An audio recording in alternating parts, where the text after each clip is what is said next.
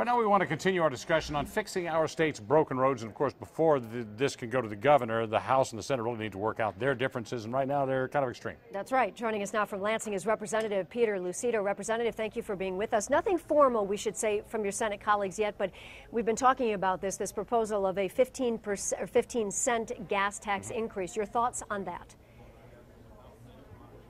No way. I am completely opposed to any kind of tax increase.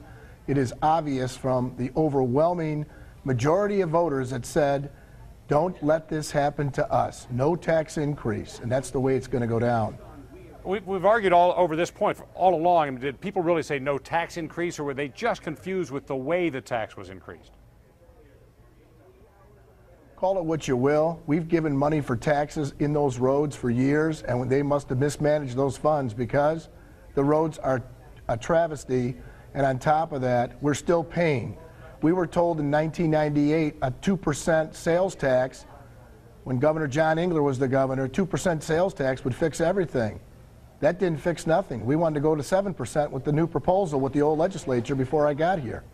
Unfortunately, any tax increase is not a good thing. Cut the spending. Use it as a priority and cut the spending. Go to get the money from other avenues or use what you have, not what you can get. It's a lot of money to get from other avenues, but let me say this. Let's say the Senate meets and they vote on this and it includes this tax increase. It then goes back to the House, correct? And there has to be some sort of a compromise for this ever to become law.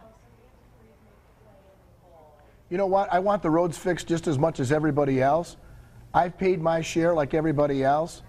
But you're disingenuous to the voters who said absolutely no way. But how do you meet in the middle? And you know what? Call it what you will. They were not indecisive. They were very decisive. They said, no tax increase.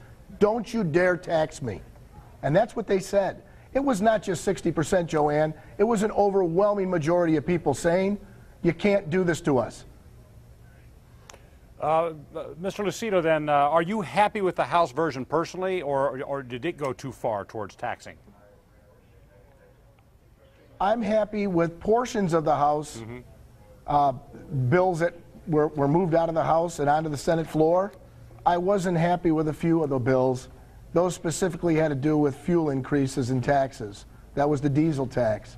I do believe that it's not the alternative, it's not the answer.